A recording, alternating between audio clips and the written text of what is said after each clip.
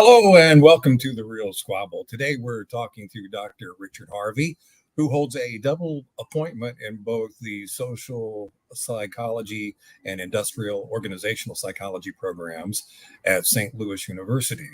He is the founder and director of the Collective Identity Lab. He has published research on a variety of topics, including prejudice, racism, colorism, and collective identity, and has more than 25 years of management consulting experience.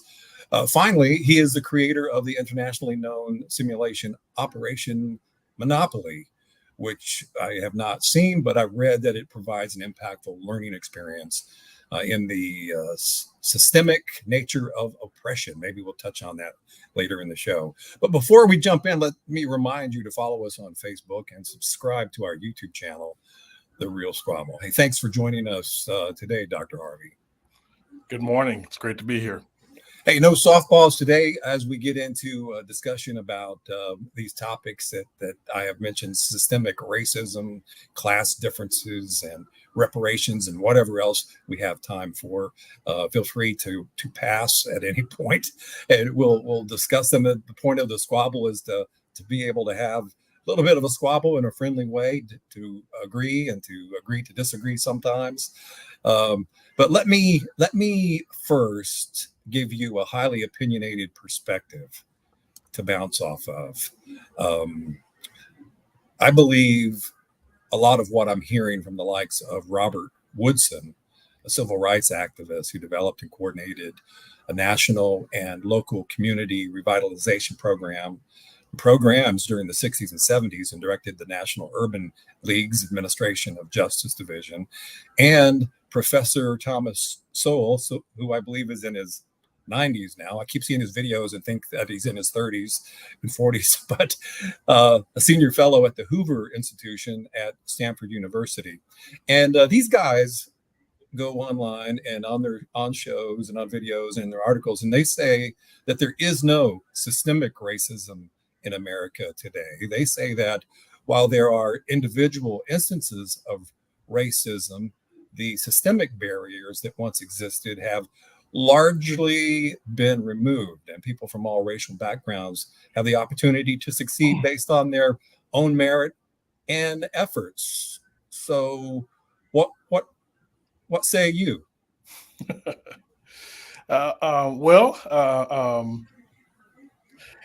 I guess let me begin with saying, right, that two things can be true at the same time, right? Things don't have to be juxtaposed, right? It can be true that people can succeed on their efforts, but it also can be true, right, that there are in fact systemic barriers.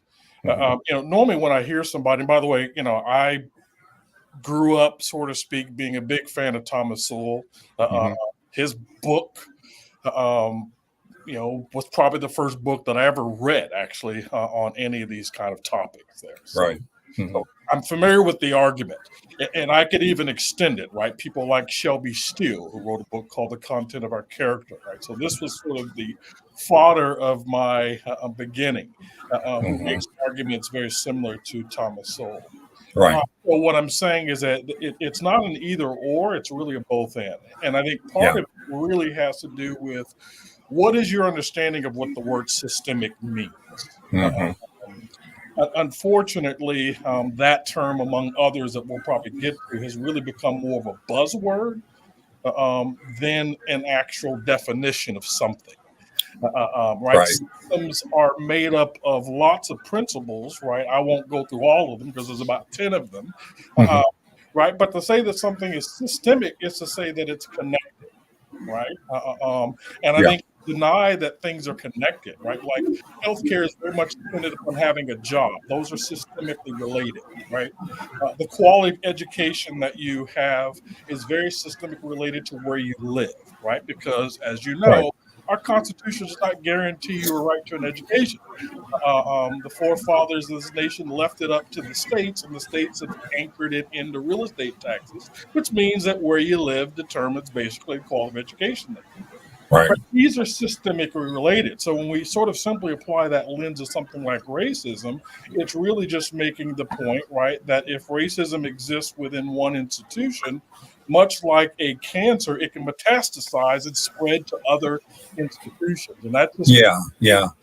I no, think sometimes what we hear, we a lot of times, yeah, in the media or wherever, that's the buzzword that we're hearing in a negative sense is that there's like policies that are being written that are racist, or there's, you know, there's something in the Constitution that is racist. You know, you hear that and you push the layman bandies about these words very recklessly. I would agree. I would agree. I would agree with that, because, you know, there's a lot of good things that come out of systems. Right? You're a management consultant, right? So there's a lot of good things that come out of it. But, you know, I was thinking about that as I was getting ready to speak to you today, and the fact that, you know, since the beginning of time, things are connected. It didn't start. Sometimes people think that, well, you know, in 1776, this systemic thing happened, right? But it didn't. You know, it started from the Garden of Eden, you know, all the way back through time. And I even I was joking about this a little bit before coming on the show. I said, you know, being a hillbilly from southwestern Virginia, even us poor coal mining hillbillies had our struggles. We weren't historically part of the colonial aristocracy ruling elite that decided who got what and went where. We were poor Scott Irish hiding in the mountain making moonshine, right? So I think that's a really good perspective. I didn't mean to interrupt you, but I wanted to interject that. No, yeah, it's definitely a good point. And just one other thing, right, about systems, right? Systems are also characterized by what we call self-perpetuating cycles, right? And so I don't think it's too much a stretch, right? I mean, to say, I mean, you invoked the garden story in Genesis, right? Like, you know, the Bible is filled with self-perpetuating cycles. One is probably, right, the principle of sowing and reaping. What you sow today, you will reap, maybe not tomorrow, maybe not a month, maybe not even a year, right? But there's a reaping principle, right? And so I think, you know, that's a self-perpetuating cycle, right? You can sow something today, die tomorrow, right? And the reaping will still come. So you don't have to be present, right, when the reaping comes, right? Your children might be the beneficiaries of that which you have sown today. Right. So I think to talk about, once again, systemic racism, we're talking about the principle of sowing and reaping as well. Right? Hey, with that being said, Doctor, do you think that we are reaping the negative consequences of some aspects of the civil rights movement, say like, or maybe it's not even connected, maybe I'm wrong here, but the welfare programs that came about to try to fix some inequalities, it seems like they've actually caused things to be worse? Well, yeah, I mean, I guess I would ask for data on that, right? First of all, I don't think the welfare programs were created during the civil rights movement, right? They extend beyond before the civil rights movement. So to suggest that it was a fix to that, I think, is a illusory correlation. Yeah, I don't think it was a fix. A lot of those programs go back to FDR and the New Deal. Right, right. Yeah. Okay. And this nation wasn't really concerned about civil rights back then, right? So. Yeah, because guys like we talked about, like Soul, they will say that African Americans were actually succeeding a lot better after the Civil War and up to the point of the civil rights movement. That African Americans were actually doing better, and that, again, maybe I'm falsely making a connection here, but at least up to the time of welfare programs. Right. And I wouldn't say that it's just African Americans, because I've looked at the statistics last night, and 46% of those on welfare are white Americans. 25% as of 2023 are African Americans. So there's a higher degree of white people. Of course, there's a higher degree of white people in America that are on welfare. And I think they fall into victim as well. Yeah, you know, said a mouthful there. Right? Yeah, I mean, to your latter point, right? Not only is that true, but it's also true that the average person on welfare is only on it for 9 months, right? So, I mean, there's a lot of mythology that's around welfare, right? And one of the mythology is that it's people that are on for a lifetime. That isn't true. Another mythology, right, is that it is people who don't want to get a job. As it turns out, majority of people on welfare actually are working poor. Couple of years ago, there was a big sort of blow up around Walmart because it got revealed that Walmart kind of anticipates their workers being on welfare and it compensates for the lower wage that they do, right? So in that case, you got this sort of scandal about Walmart really anticipating, right, that their people aren't going to get welfare, and therefore, where they set their wage at was. So I'm just saying that, right? I mean, there's a lot of mythology around even that. Well, I think that to me, that's really a good fix when corporate America does something like that. I think corporate America can and just people in particular can help solve issues like that a lot better than the government can. And I know I wouldn't say that. Yeah, I mean, I'd have to go. I haven't done my homework on who's on welfare for a long time or not. You always hear that, as you say, it's a mythology, but there even anecdotal information has some truth to it. So I know even in rural Appalachia, I've had family members who have played off the government for a lot of years. So if I know it in the white community, I know it has to be in all communities. Oh, absolutely. Well, and I think part of it too, kind of moving into my world for a minute. I see patients. The clinic that I work at is a federally subsidized clinic, and so we deal with a lot of people on Medicare, Medicaid, other social programs. And so I'll admit right off the top, there's a selection bias there because of the people that we deal with. But I see a lot of people that, they're taking a job specifically with the goal of not making enough money to get knocked off of Medicaid.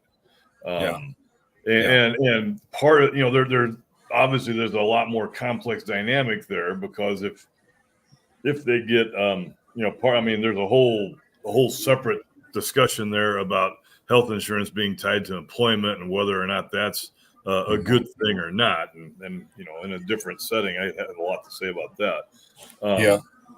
But so I think there definitely is some dynamic of like what Walmart, the decisions that Walmart makes of making sure people are employed at a specific salary where they still qualify for welfare. And then and then there's there's some element of people that are intentionally making decisions about employment to qualify for various social welfare type programs. But is that the same thing as these sorts of systemic racism bias type questions? Well, you use systemic and the words bias, and I think we all probably have aspects of that in us. Being aware of it is probably part of the solution as we move forward, and just being, I see it around me. I was a manager in the Air Force for 26 years, and I tried to be very sensitive to that. I would not allow certain things to happen, and there's no bigger melting pot than the United States military. And growing up as a military brat the way I did, so being aware of stuff, is part of the best way of addressing it. I become fearful when people use the logic of getting tribal, I guess, and making decisions based on regions or communities or races or genders as well. You can't really understand what I'm going through, Dr. Harvey, because I'm a 62-year-old white man. And you know what? And Mike, you can't discuss racism. You don't even know what it is. Sometimes you get those messages pushed at you, and I'm thinking, well, how divided our world would become if we continued down that road. We would say, you know what? I cannot have a fair trial unless I have all white people on the jury, a white lawyer, and a white judge. And that's just not true, because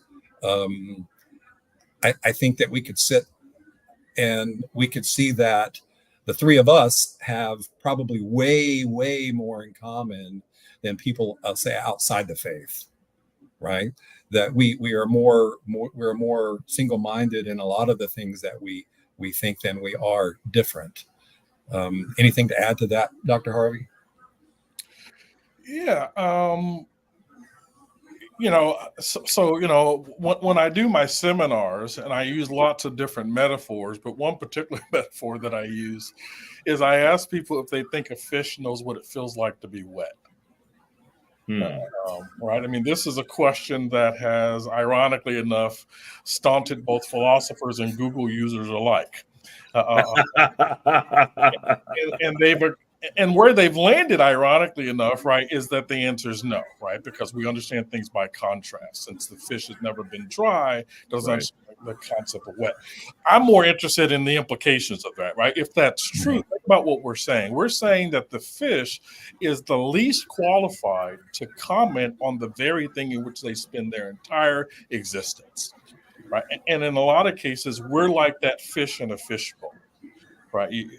We have kind of lived our life experiences under one phenomena, and because of that, we actually don't really tend to have an awareness, right, about the very phenomena in which we're immersed, right, for that matter. And so I say that to even join your notion, right? Like, I think that, in fact, it's not just what I think. History has shown that all major movements, right, for freedom, the women's movement, the civil rights movement, benefited from having allies, right? So the NAACP was founded in part by white folks, just as much it was by black folks. Right. There were men that supported the women's movement. So every movement actually requires people, because I think, once again, it's helpful to have people that are not in the same fishbowl, right, in terms of helping you to have your reality. So I definitely oppose the idea that just because you are white, that somehow you can't have a seat at the table. In fact, I would suggest that I need you at the table because you are white, right? Right. Perspective that is unique, right? That is not duplicated by people within the group. Well, I love studying J.P. Moreland and consciousness, and one of the characteristics of consciousness and what it's like is that it's individual specific. You can't know what it's like to be me, and I can't know what it's like to be you. The only way I can learn about you is from you.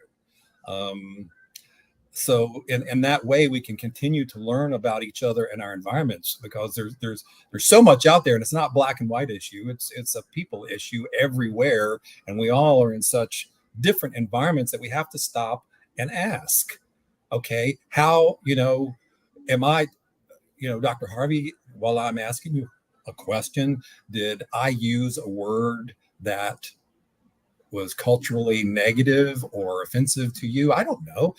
I would try to be, I think if I was debating you in public, I might be less concerned about your feelings, but on a human basis, when we're meeting, of course I would. Of course I would want that. I would want to address you as a person, not as a race or as a tribe. I like to, so with that being said, how do you discuss racism in your classes? How do you address racism one-on-one with friends and family, or the person on the street that you don't know? Okay. Well, let me kind of, right, your question kind of had a premise to it that I'd like to kind of address. Okay. Right. You said it's not a black or white issue. And I would suggest that, right, I mean, right, there are individual differences, right? But there are also common experiences, right? I mean, Dave is a trained medical doctor, right? And because of training, there's a common language that doctors have that people who are not doctors don't have. Right? There are common experiences that a doctor has that people who are not doctors. Not that all doctors have the same experiences, not that all of them have the same personality, but there is a tribalness to his training, right? You're a military person, right? You're and a certain tribal nature of being in the military life. People who've you and my brother could have a conversation that, frankly, you and I could have. Neither me nor my brother, right? We grew up together. I still don't understand all the lingo, right? Even though it was ROTC, right? as a trait. So what I'm saying, right, is that common experiences creates tribes, right? Yeah. And I don't mean that in the negative sense. So I'm saying that there are common experiences, right, that some people have that other people don't have. Oh, I see that clearly, and I think it's just like fire. You know, fire can be used to do bad things, and fire can be used to cook food. Everything has a positive and a negative side of it. Yep. I think what happens, you know, the lines, the continuum gets blurred, and people who are uninformed speak out of their rear end, so to speak, when they don't know, and it inflames passions. It gets people angry at each other, and then, you know, to add fuel to the fire, and I'm sure you've addressed this and read a lot about it.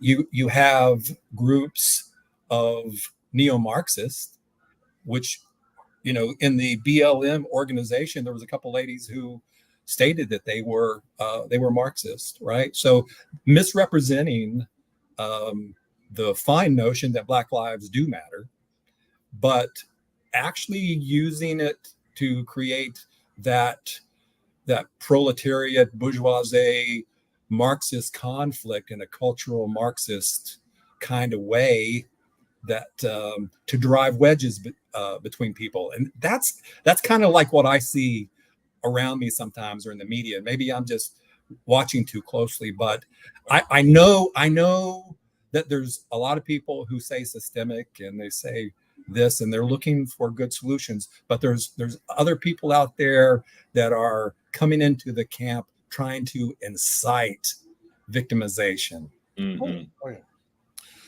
But that does not in itself invalidate, right? So let's use parallels here, right? Every movement is going to have an infusion, right? I mean, let's be clear. The Ku Klux Klan considers itself a Christian organization. Yeah. Now hopefully we don't consider it a Christian organization, No. but they pretend to speak on behalf of Christian values, and right. And so the ludicrousness of what they're saying does not in itself invalidate Christianity. No, right? But you have a certain degree of sheeple in the church and Oh, outside the church that don't do their homework. They absolutely. don't listen. They don't listen closely. They believe what their favorite news channel tells them, and what Grandpa told them. Yep. And I would extend it to say that not only do you have sheeple, right, but you have atheists who, rather than listen to the genuine Christian argument, take their notes from the Klan and they use it as an anti-apologetic for why they don't believe. And so that's just as error bound, right, as the sheeple. Well, didn't he take notes from the segregation movement that was going on in America? I think to a large degree, he was drawing from things that were going on in America as the best ways to separate the Jews from the Germans. And he found that to be a good solution. The argument for eugenics is, in fact, a creation of the U.S. It was imported to Australia and then to Germany. Ernst Rutten, who was the architect of the notion, literally cites his sources, right? And those sources are U.S. sources. So absolutely, right, like that. Yeah, it wasn't even the I forget her name at this point. Maybe you know the lady who established Planned Parenthood. Margaret Sanger. Yeah, she was definitely a racist and historically a massive eugenist. Yeah, I think, and people fail to see that to a large degree she was good with eliminating little black and brown babies. That was the plan. Yeah, absolutely. So I think for me, you know, where I really intersected with this notion of systemic racism or systemic bias was during my time in academia. So here I was a very staunchly conservative, both politically and socially minded individual in the scientific academia in a university that was extremely liberal in its leaning. And I remember early in my career there in Alaska having one of my professors pull me aside and try to warn me of the dangers of neoconservatism and all these kinds of things. And so a lot of what struck me as interesting, and this is where it circles back to our conversation, is this idea of groupthink, which is something that Dr. Harvey will know a lot about.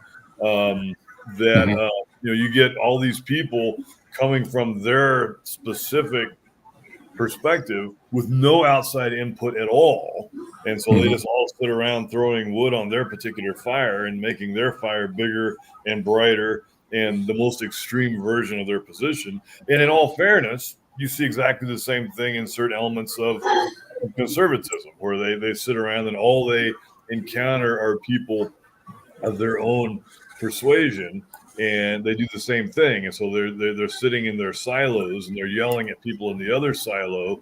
And again, I think it goes back to Dr. Harvey's illustration about the fish not understanding that it's wet, because they're so immersed in their own position that they can't even bring themselves to see the possibility that the other idea might actually have some sense to it.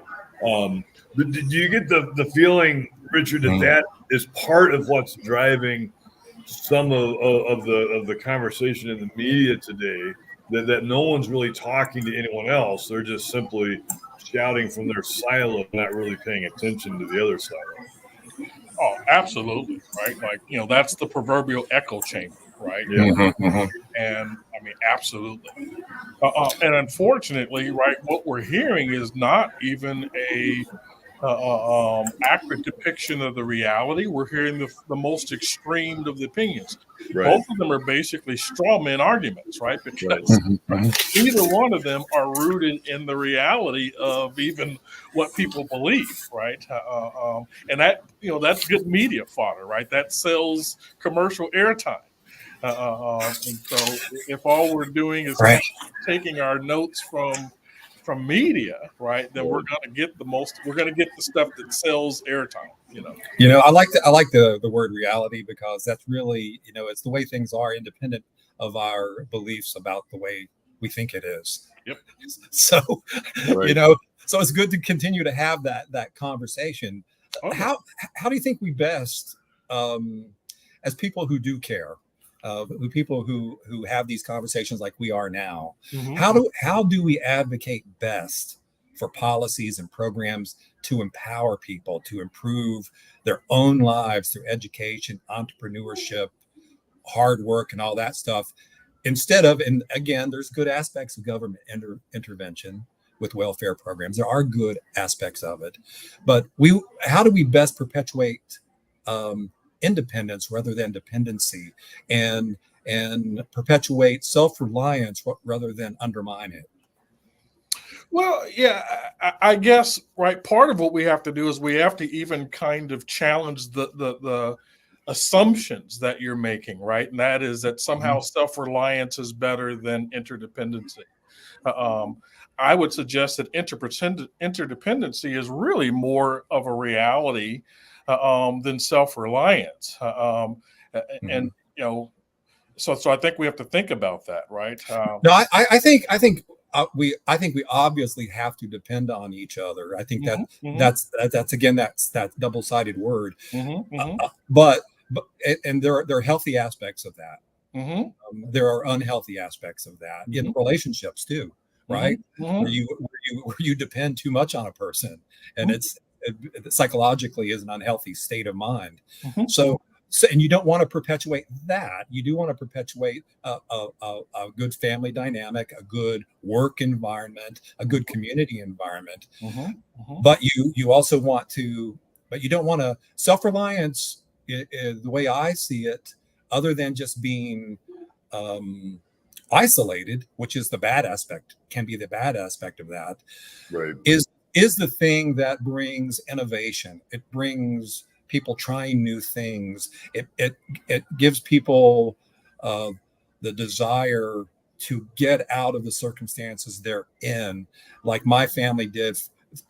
2 generations from a poor fifth grade education coal miner, to my dad being a Marine, to me getting a master's degree, and my daughter working on a PhD now. Right, we stood on the shoulders of each other, and there was self-reliance and interdependency both at work. at the same time. Right. And I think, right, like, so for one, to answer your question, I think we have to really kind of revisit words. So because everything you just said, the word I heard was initiative. I didn't hear self-reliance, right? And so if that's what you mean, right, then absolutely. Right. That's a good point, Doctor. I see that in a lot of conversations where if people before they got into the conversation said, this is what I mean by this word. Exactly. Yeah.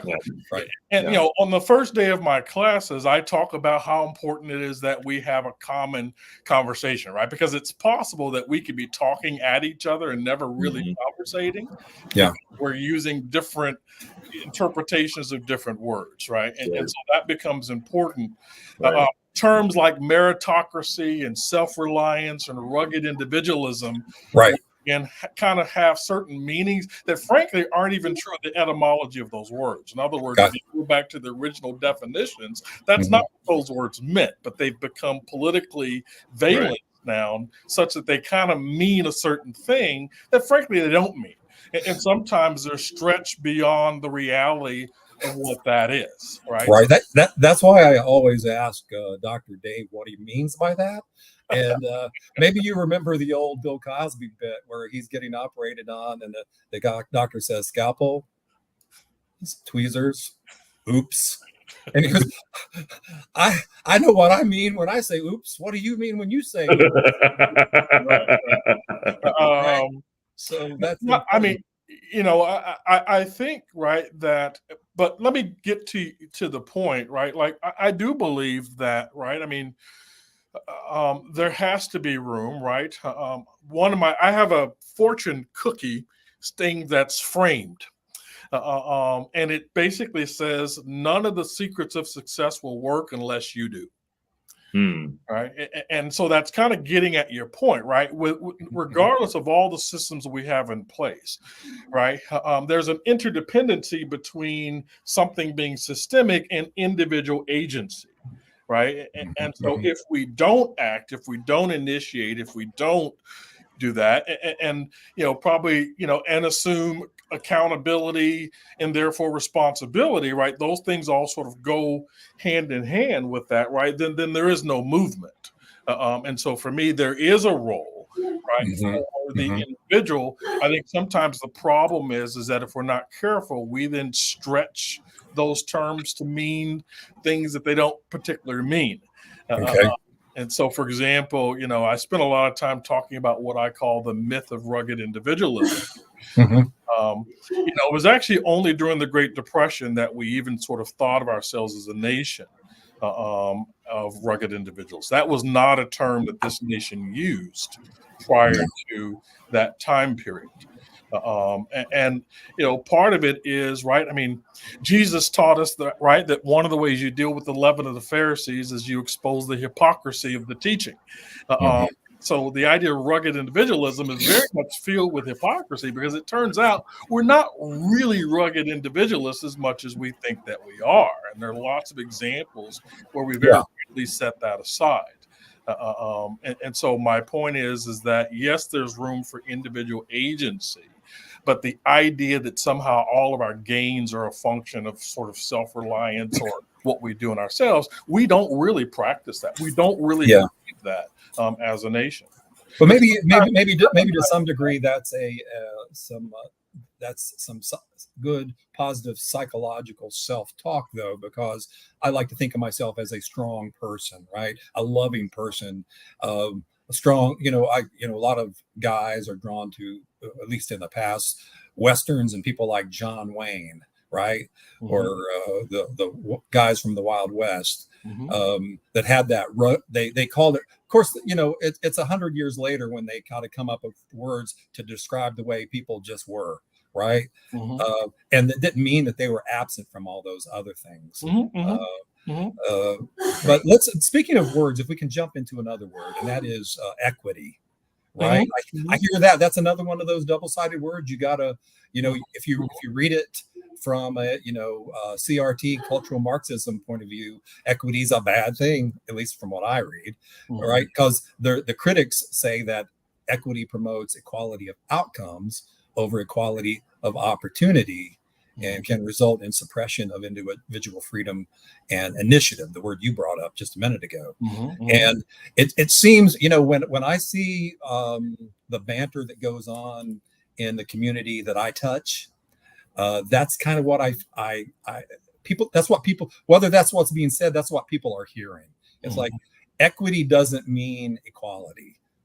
People want equity, they want diverseness, but not, people, instead of getting mad, sometimes people cope with it by joking a lot, right? I'm guilty of that. Go, well, you know what? I don't want equity at Boeing Airline. Maybe that's the problem. I want whether they're white, black, yellow, orange, pink, or purple, I want the best person to be there. And it seems like our society overall operates that way. I think people get scared when people start to voice the opposite, though, because in our world, the smart guys in math succeed on the stock market. And you see things, and maybe you can give me a reason behind all of this, but I think it's just pure skill and perhaps just opportunity from the environment they're in, where they are, a path to success. But you see that baseball is disproportionately Hispanic, tennis is disproportionately white, and so is hockey, and basketball is disproportionately black. I say disproportionately like it's a negative word, and I don't think it is in that case, because I wouldn't want equity on my baseball team. If all my best baseball players are Hispanic, then that's what I want. Now, if the hiring practices I think oversight is always needed. Maybe that's the key, Dr. Harvey. I think we always have to have that oversight of people having this discussion. Go, okay, they're all, Hispanic, or they're all black, or they're all white, it seems. But why is that happening? Is that a good question? Yeah, well, yeah. Once again, I think maybe the term equity is actually being misapplied in your baseball analogy here, right? Okay. Equity doesn't have to do with whether or not you got, Hispanic folks or black folks or Asian folks, for that matter. Let me give you a better analogy here. Would you want a left-hand person playing with a right-hand glove? No. Exactly. That's equity, right? Right. It's because your left-hand person may be a much better baseball player if only we gave them the equipment that suited them, right? And so inequity is typically caused, right, in that scenario, because we're basically assuming one size fits all. Right. True. And I hear you. And I believe that. I think that's a positive aspect of equity. We should, we should make sure that we give that left-hander a left-handed glove. We don't want to take any student who has I've been out of college now what's the test you have to take? SAT? The SAT. I don't want someone with a low SAT score trying to get into Cornell because they are a minority, or because they are from a poor community in Appalachia, like me. Because then that's a different kind of threat, because you haven't put people in a position to succeed, right? Well, I think to extend your argument a little bit more, though, Mike, with kind of what Richard was talking about, we had a really interesting dilemma in my clinic that happened over the last couple of years. Part of what we do in Medicare visits with older patients is we do lots of mental status testing. We're checking for cognitive decline and different things like that. And the common tool that we were using for this was a tool called SLUMS, the St. Louis University Mental Status Exam. I don't know if Dr. Harvey's familiar with that or not. The interesting thing about this test is one of the key elements of the test was they would read this little story about this lady named Janet or some such name that was in Chicago, and she's doing this, that, and the other. And then they had to report back different details from the exam, from the story. And one of the details they had to recall from this story is in what state does this person live? Well, and one of the criteria for evaluating is level of education. So if they have less than a high school level of education, it's scored differently than higher education. But the interesting thing is, if someone is from Oaxaca, how the heck do they know what state Chicago is in? They probably think Chicago is a state. They may not even know that Chicago is a city. Just like if you ask a typical pasty white American person, in what state is Mexico City? Most Americans have no idea that Mexico City is a city-state unto itself. It's not just like Washington, D.C. is not in a state. Mexico is set up very similarly in that way as a federal republic, that their capital does not reside within a state. And so we realized right away that all these Mexicans that were scoring really badly on this test were not all demented, and it was pretty obvious they weren't.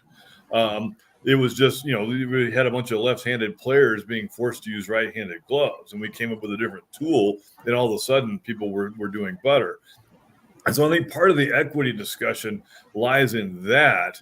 But back to what you were kind of talking about a little bit at the beginning, though, Mike, is this interesting perception that is coming around these days.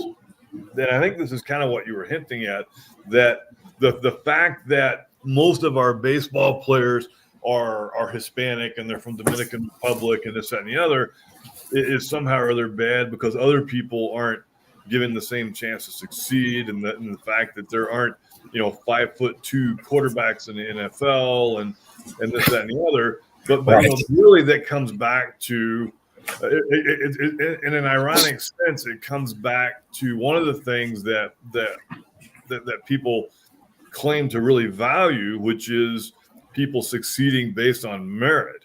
And when I've traveled to the Dominican Republic several times now, and when you drive through, Santiago is the city that we went to, and you drive through Santiago and you see all these big walled compounds, big, huge, high block walls with concertina on top of these walls. And it's like, my goodness, what in the world is that? They're baseball camps. Yeah. So most of the Major League Baseball franchises have these compounds in the Dominican Republic where they identify kids as early as 8, 9, and 10 years old. Right. And they pull them from their families. They begin giving them an amazing salary for that economy. And teaching them the game of baseball. And out of those kids will come in 10, 15 years the next big Major League Baseball players. So, because they know, Dave, that is their best way out of poverty. Right. And so I think part of the ironic, part of the irony of the whole situation is, on the one hand, you have folks in the white community that want to complain about different sports and whatnot being overloaded with certain ethnicities or whatever, but at the same time they want to argue that people should be able to succeed based on their own ability, and yet that's exactly what we're seeing in all these different scenarios. Baseball player. It's interesting because in some ways, professional athletics is one area that's really shielded from this notion of diversity and inclusion, because no sports owner is going to hire some guy based on any criteria other than they can compete well in their sport. Period. Well, my path out of poverty for my family in the coal mines of Appalachia was my dad joining the Marines as an E3 in 1957, right? And that was our path to a better life. We tried to take advantage of every opportunity that we had, and you see that with everyone. Not every, you just can't pigeonhole everybody and say that this is why they're in this situation. People are victims of bad health. They're victims of being treated poorly, social victims, discrimination, hatred. That same test was applied to the Jews, right? That test about them being stupid. And the fact was they spoke a different language, and they didn't understand words that were on the test. Yeah, we want to make sure that the playing field is fair there. And you can't speak. The thing that we have to do, it seems to me, Dr. Harvey, is we've got to define our words, is one thing you said, and we've got to speak. We've got to speak logically so that the formula fits, right? Because if I say something that is logical to the human race, but then you say, but I'm the exception to that, it seems like now you're going to have people raising their eyebrows and be like, well, you can't say that this apply. And I had this conversation with another Black sergeant of mine. Well, we're both retired now, but because we were talking about reparations and we were talking about other subjects, and I was of the mind that we have to, maybe this will be a good transition into reparations as we finish out the show, but I was of the mind that we have to provide people the right tools and opportunities. And if we keep making references to the color of someone's skin, which it seems like Martin Luther King Jr. wanted us to get away from back in the 60s, we're still doing it now. Sometimes it seems like we're doing it more now. Maybe it's because of media. But if we concentrated on taking care of the disadvantaged, the people that don't have the right tools, giving that smart kid in Harlem an opportunity who's good at math to get a scholarship, right? Or that business owner who he invented something that's amazing in the South Side of Chicago, give him an opportunity to get a pop-up loan, right? We do that in Annapolis. There's lots of businesses that are pop-up business. They give them a chance to try to succeed and to see if they can do well with their businesses. What do you think about that, Dr. Harvey? Well, yeah. Once again, I think you're probably minimizing racism,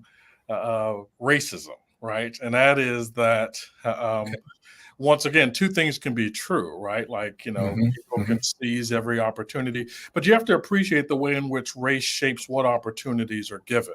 You talked about your family's sort of road out of poverty was your father joining the military.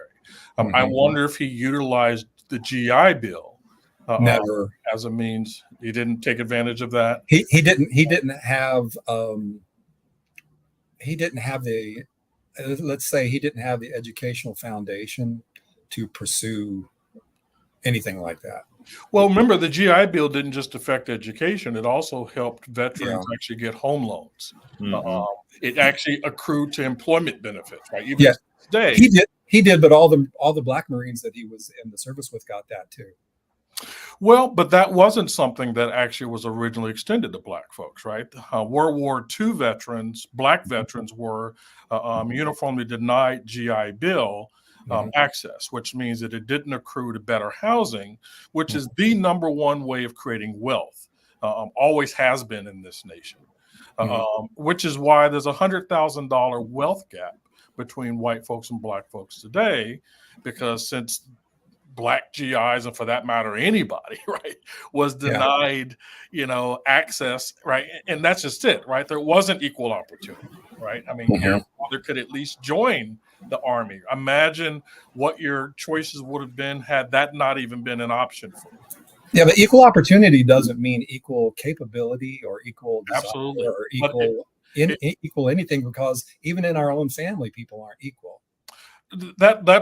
I absolutely agree with you. We're not talking about equal ability. We're talking about equal opportunity, right? If the door is open, everybody ought to be able to walk through the door, right? And we have it's a fact of history, right? Like our government's documenting statistics, that ability to walk through that opportunity to walk through that door has not always been available. Okay. Let me push back just a little bit, because we're going to go back again. There has never been a time since the beginning of history we've ever had that, right? So even before we were a nation, we didn't have that. There was no equality for my people during the times of the colonies. There was no equality for a lot of people under the monarchies and aristocracies. There was no equality among the American Indian nations. There was no equality in Western and Central Africa because the Indians and the Africans battled each other and sold each other. So never has equality been a thing, and now it seems, and this is what most, at least white people that I know, and I mentally push back against it as well, is that this whole notion of us paying a person based on the color of their skin reparations, regardless of what was done to the Japanese or what the Germans did. I'm talking about now, us paying some thousands or millions of dollars to a person based on the color of their skin is just, it would be impossible to do. We couldn't do it. For one, we would all have to pay. We all have to pay for it, whether you're white or black or whomever you are. And the other is, we're all so mixed now that I have American Indian in me. I'm part Jewish, and I bet you've got a lot of various blood in you too. So how do we figure that out when someone's part white, part black? They didn't come here, or they came here after the Civil War, or after the 50s, or the Civil Rights Movement, or they from Jamaica or whatever. It's so complex. I don't think that, we can keep saying, people can keep saying they want reparations. The poor, the white liberal women, the bleeding hearts out there can say, yes, we're going to give every black person, $10 million to help them because they couldn't get a home loan after World War II. It's like, no, I'm sorry. Right now, you're going to create a wedge in our society that would, maybe this is hyperbole, but you're going to incite another civil war. Well, but then you take it a step further. And so like the conversation in California about reparations is giving reparations to blacks in California. But historically, there was never black slavery in California. There was a lot of Asian slavery. The railroads in California were built primarily by Chinese slaves. But I don't know of a discussion in California about extending reparations to Chinese Americans. And so, I think that although historically there may have been some argument to be made at some point, Reagan had famously had a reparations plan for the people, for Japanese Americans that were interned, and in some cases their descendants. I think one of the arguments has to be that in many situations the talk of reparations is merely a political stick.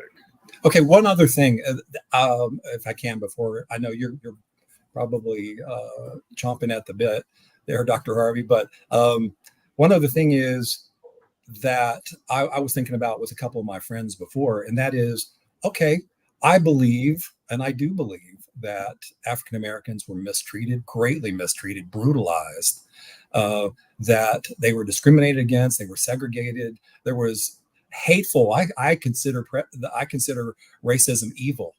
There were things that occurred that were abominable. Now we're to the 21st century. We're 150 some years after the Civil War. We need to look at this point people that are disadvantaged. Now, because of history, perhaps there are more African Americans, and I don't have the statistics on this. Perhaps there are more African Americans that are disadvantaged. Therefore, we approach a program systematically that the disadvantaged people, the most disadvantaged people, get those left-handed gloves, right? And we give them that opportunity, that leg up. And if it includes blacks and women, or whomever is the minority in this particular case, that's who we take care of. But if we just block out blacks because slavery existed, I don't see that ever flying. We can have that conversation till kingdom come, but I don't honestly see it. And I feel like I'm a good-hearted person. Yeah, I mean, one of the dilemmas here, right, is that we have a scenario historically in which this nation has been the judge, the defendant, and the jury. right? And so it gets to decide. Right. Once again, let me give you an analogy, right? You remember back when O.J. Simpson was found guilty, as he should have been, not in a criminal case, but in a civil case. Right. And they ruled against him by basically fining him $35 million. That's what he had to pay to the family of victims. O.J. Simpson did not have $35 million. It Right. didn't stop the judge from basically sentencing him to pay $35 million. So there was no consideration of whether or not he had the means to do it. Right. That's one of the benefits of separating the judge from the defendant, Mm-hmm. right? Because judges don't ask, do you have the ability to do this, right? They basically consider what they, compensatory damages, and they award those, right? And so this question of whether or not you should pay reparations because you can't afford it, you see, is a luxury that you only have if you're both the judge and the defendant, right? Because essentially judges don't think that way, right? When they think about the sentence defendants, they don't think, for example, this person isn't going to like this prison sentence. Yeah. Right? Well, I don't want to be judged About though, for this is going to be a major disruption to their family living, right? The judges aren't supposed to think that way, right? Because they're supposed to create a separation between that. So I don't think that the issue around reparations ought to be based upon the idea that it constitutes an undue financial burden. They all do. Right. But now, the with question respect I to your have, question, I'm sorry, Mike, let me finish this thought. Okay, Sometimes we get in these conversations and the thoughts escape me here. Like I wanted to make a comment about something you said earlier, but it's gone. So let me make this point here. You were making the point about how perhaps if there were reparations, right, it ought to only be paid to those people that are in want. No, to those that's not what I said. Okay. I think that program should be put in place to provide opportunities to disadvantaged people. Okay. How would you define disadvantaged people? Okay, people that could otherwise have the education background. They're good. It's say like African Americans that succeeded early in NASA. There's movies about called Figures of a African American woman. Hidden Figures. Yes. Hidden Figures, which is excellent. There's another movie about a Hispanic astronaut that I can't remember the name of either. Give these identify students in low income areas, impoverished areas. One of my cousins who didn't come from money at all was identified as being exceptionally good with math. He's now president over 10 banks. He never went to college. He was grown and raised by the corporation.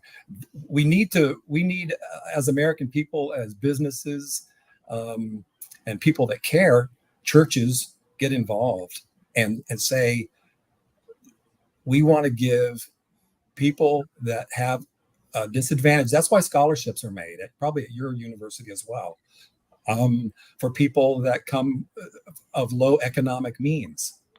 Well, Mike, if I can interrupt you, I think part of the problem is that we're conflating injury with disadvantage.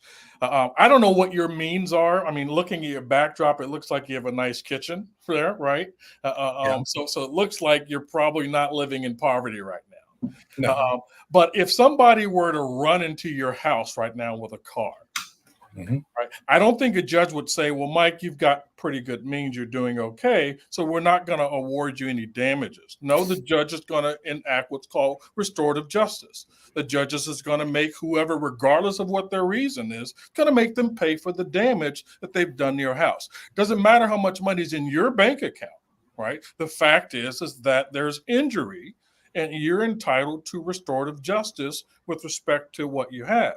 It has nothing to do with whether or not you are a disadvantaged person or not.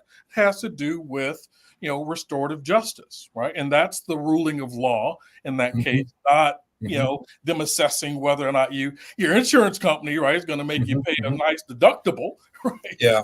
But the truth is that the law is there to offset that, right? Like you can sue that person for that deductible, and therefore you are without injury is the point. Okay, if the person comes into my house today, I understand what you're saying. If the person does something this week, this month, or this year, this decade, like with O.J. Simpson. Mm-hmm. I get that. But I didn't commit any crimes. I didn't do anything. No, you didn't. My relatives, maybe they did. I don't even know if they did. And I don't know if they hurt any of your relatives. Probably didn't. They probably didn't. They were isolated back in the Blue Ridge Mountains. They didn't know what they were scared if they saw a black person. I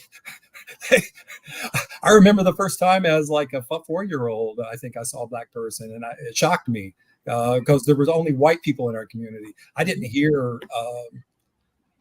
that. I didn't hear anything about racism or anything else. We lived in the environment we lived in, right?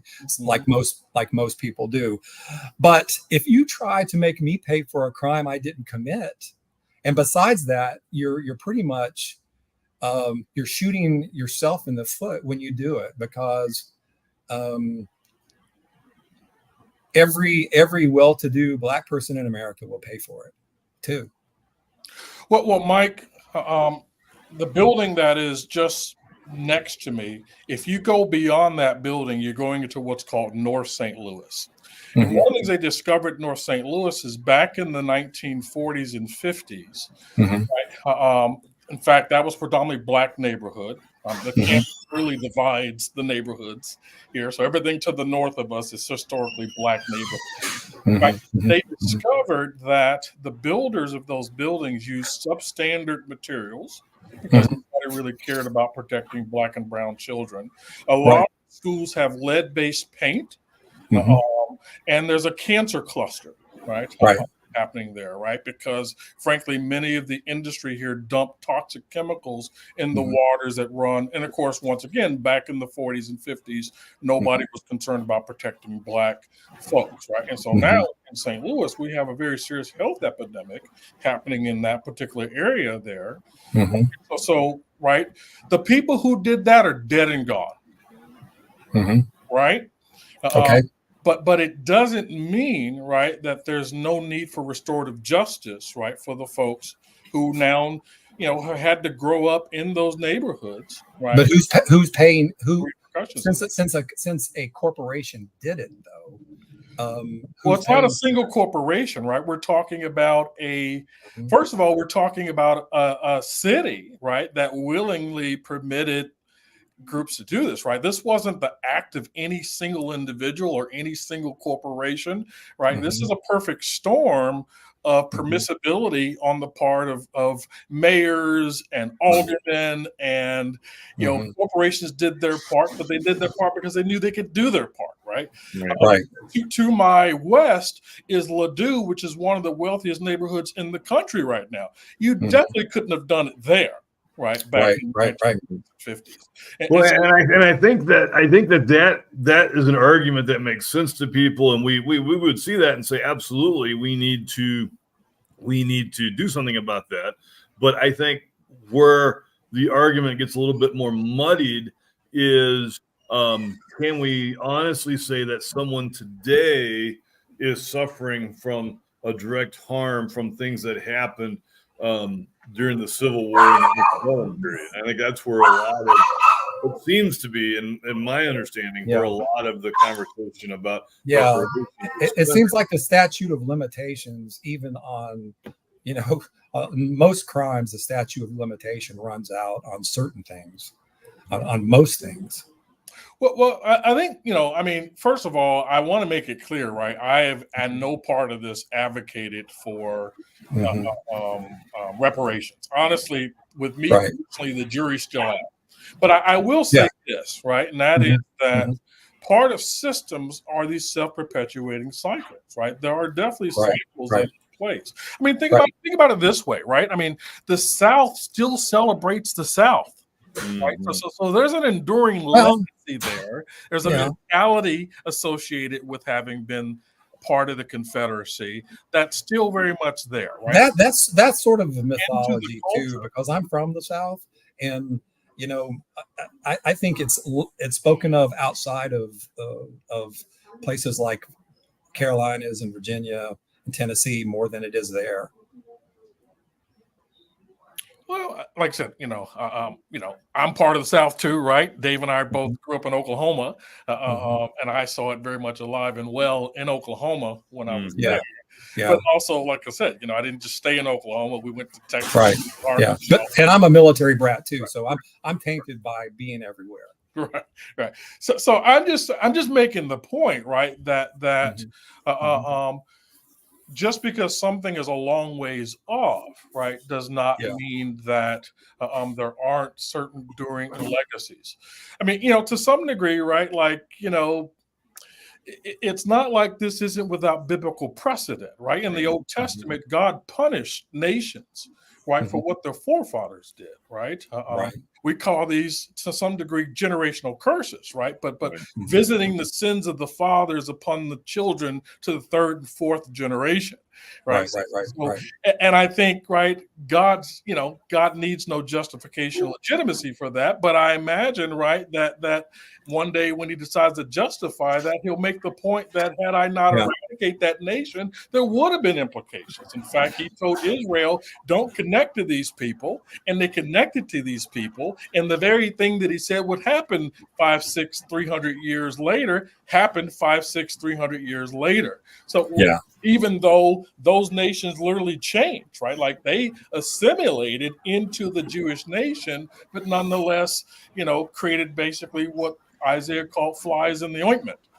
Yes. And I consider God a lot more powerful than the U.S. government. Oh yeah. But right, God gave the judgment, right, based upon what he knew was an enduring legacy. Right. Yeah, sure.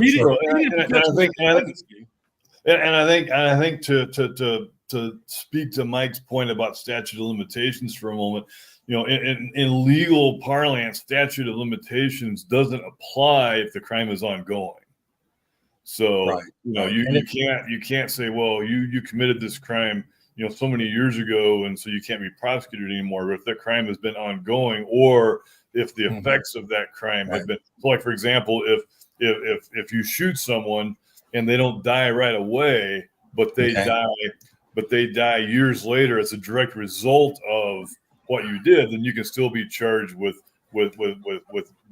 their death in some legal sense. Yeah. Let me just, as we get ready to wrap up here, let me just put another little fly in the ointment, and also to say that's why I'm having this discussion with you, Dr. Harvey, because I'm not completely settled on it either. I speak to all my friends about these subjects in the politest, respectful way that I can, so that I can try to get perspective, so that I can know what it's like, right? We talked about what it's like to be a wet fish. Like we brought up, you have to listen to the earlier part of the show to get that reference. But the complexities of this, okay, so even if we decide that, okay, you know what, starting next year, we're going to make reparations. Okay, who do we make reparations to and for how much? Right? And why? To what person? To me, there needs to be a direct linkage to someone that had you can't have a collective guilt, and to me, I don't think, and you can't have a collective punishment. You've got to pay the families that it happened to, right? So that if you can prove direct linkage, which is probably nearly impossible coming out of slavery, then let's say that we do that. But if you came to the Americas by your own choice after the Civil War, no, right? Because you're Black doesn't mean you get it. And okay, so what if you're? I don't think there are any living relatives from that are known that have come forth and said that they're living relatives of Thomas Jefferson, say. But if there were, we'd have to decide, okay, do they get the full compensation for being 100% Black, or do they get partial compensation for whiteness that was forced upon them, or whiteness that they maybe chose to in marriage? How do we even start to think about Okay, say, first of all right, if we want to go to court, the judge can lay it down and you can say, Mike, you owe $32 million. Okay, I am filing bankruptcy. Guess what? You don't get anything. Well, Right? Mike, I think, right, like the logic that you're using here is kind of a logic that basically says that because I can't figure it out, therefore we shouldn't do it. No. I think you can't just meander down this road though. But before we go, we have to have an exit strategy. We have to go in and know what we're doing and have an exit strategy, because we cannot keep this going for the next 10, 20, 30 years. When does this stop? When is it enough?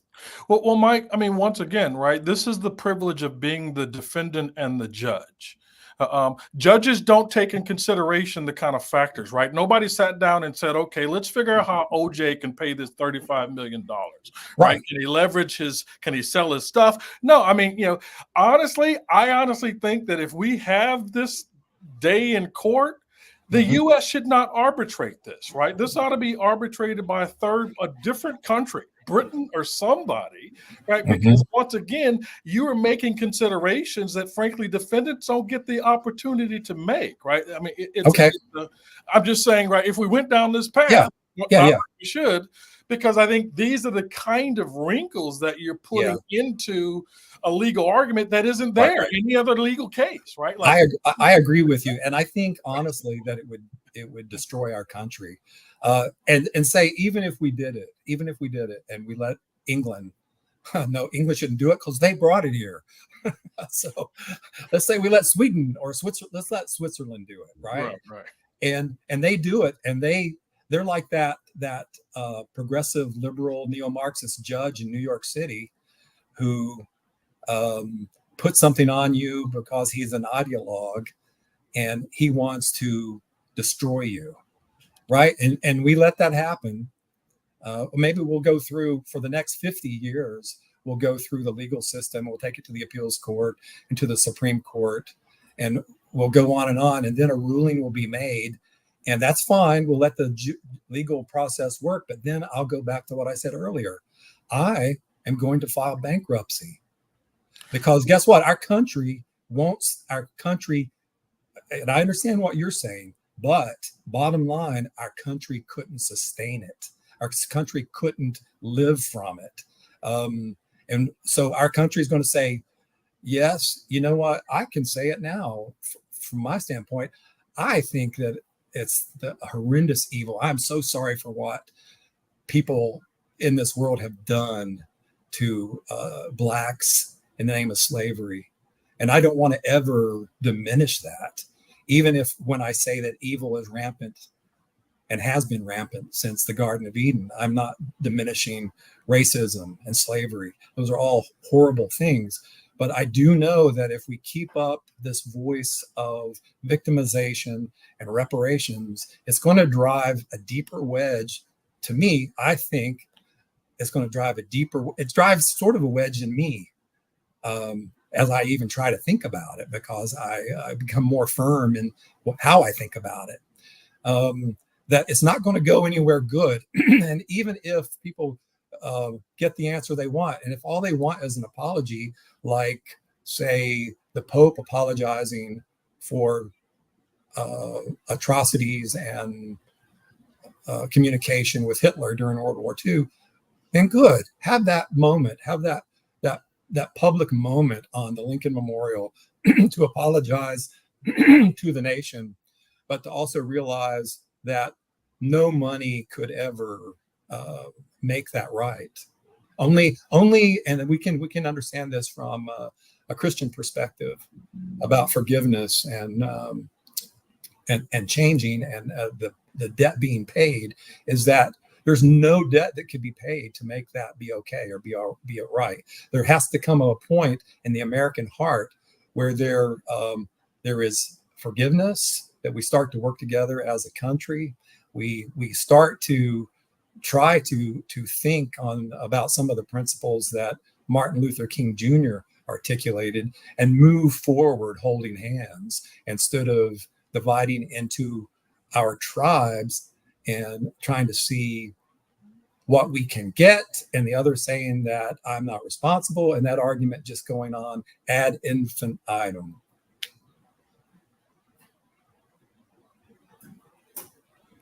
All right, I'll step off of my platform. I mean, once again, you've said a lot, right? And so it's hard to sort of go back and do that. But let me just pick up on the last thing, right?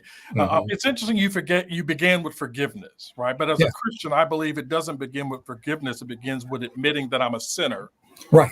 And repentance. Sure. Right, that triggers the forgiveness that you talked about, right? And as we know, right, I don't think going back to OJ case, I don't think the family thought they'd see a dime of that money, right? They knew OJ was broke. He spent all his money defending himself, right? Right. And it wasn't just about an apology; it was about validation. Sure. Right, having gone into a court, having had a judge say, "Look, this is what nobody could put a dollar figure on that." Right. But here's how enormous a grievance you did against that family. It's worth $35 million. And forever settle this debate, right? There's not a debate happening between Nicole Brown's family and OJ's family, right? About whether or not there was any grievance, right? That's been decided in a court of law. Right. And so there's validation. There's no longer scapegoating. There's no longer gaslighting. There's no longer any of these kind of things. Right. This has been validated. Right. There's been some stuff like that. It's never been paid. It'll never be paid.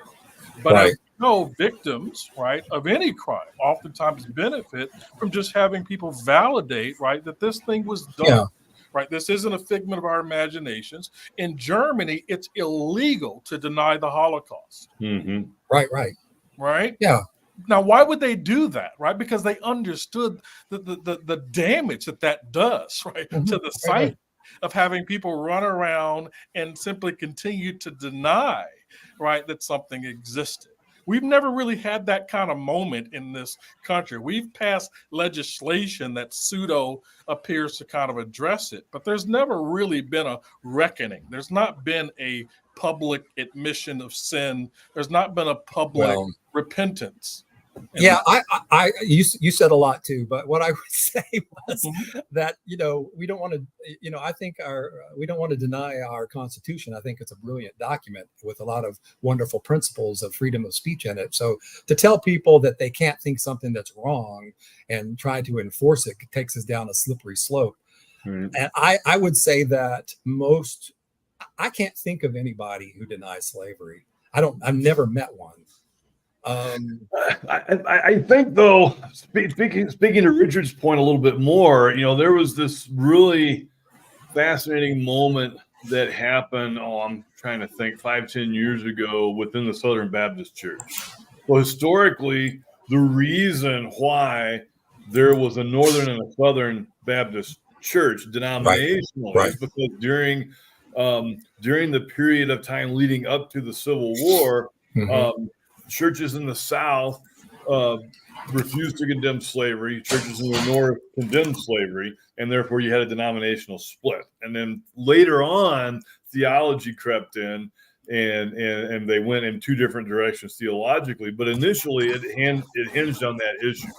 So Richard might remember this better than me, but about 5 or 10 years ago, the Southern Baptist Convention issued an official statement denominationally apologizing for their, I forget the language, but their participation in slavery, their refusal to condemn slavery, whatever. 1995, they renounced the church's support of slavery. Okay, so 20 years ago. Holy smokes. So I think if I'm hearing Richard's point correctly, that's the sort of thing that in some ways has never really been done. You think about, his notion about the South still celebrating the South, and you can make all kinds of arguments about the Confederacy existing because of slavery or just simply issues of states' rights and anti-federalism and things like that.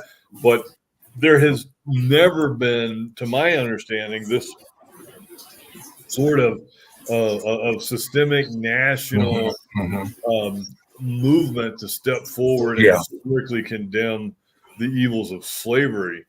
This is This is so interesting. I wish we could just talk about this for forever, but we kept you much longer than we agreed to. Maybe I would love to have you back sometime in the future to maybe to just talk Absolutely. about this more, because I think it's a conversation that people should not be afraid to have. Right. They should be able to talk about it, and I really appreciate your time, Dr. Harvey. Thank you. It's very insightful. You approach it really well, and I'm sure that your students are blessed there at St. Louis. I don't have it up in front of me here. Is it St. Louis University? Mm-hmm. And you hold both the social psychology and industrial organization psychology program there. That's a mouthful right there. But I'm going to give, since you could tell I was a broadcaster for American Forces Network Radio because I talk a lot, but I'm going to give you the last word. Oh, wow. Okay. Well, I mean, I will use it by saying that, I think that for me, the worst thing that's happened, right, is our inability to come in spaces like this and be able to hash this out, not as enemies opposed. You made this comment much earlier that I want to give an amen to, and that is, right, that there are definitely many more similarities between us than there are differences between us. And I think beginning there becomes important. At the end of the day, Moondog, I just met you for the first time, so I can say this, but Dave is my brother. Dave is going to be my brothers fight, brothers argue. But at the end of the day, you attack that brother, I've got his back. Well, you're the brother of my brother of another mother. Right. Okay. Exactly. And I cherish Dave's mother, who really became a mother to me and to my children after that. And so I think that this creates the kind of atmosphere where we can have these kind of conversations. Sometimes trying to do this with strangers, right? Because people don't know what the motives are. It's very easy to kind of misinterpret what somebody means, even by suggesting they go a different direction. But because we have fellowship, because we have history, right? Yeah. There's nothing he's going to say to make me not be his brother. I might beat him up, right? But we're going to be brothers. And I think we have to kind of create that kind of relationship. Yeah. Then allows us to have this kind of conversation. That's right. And Dave will tell you that, I bring an edge to whatever the subject is, devil's advocate here all the way. So thank you very much. I'm going to remind our folks to follow us on Facebook and subscribe to our YouTube channel, The Real Squabble. And once again, I thank you, Dr. Harvey and Dr. Miller. Have a great day. Great. Take care.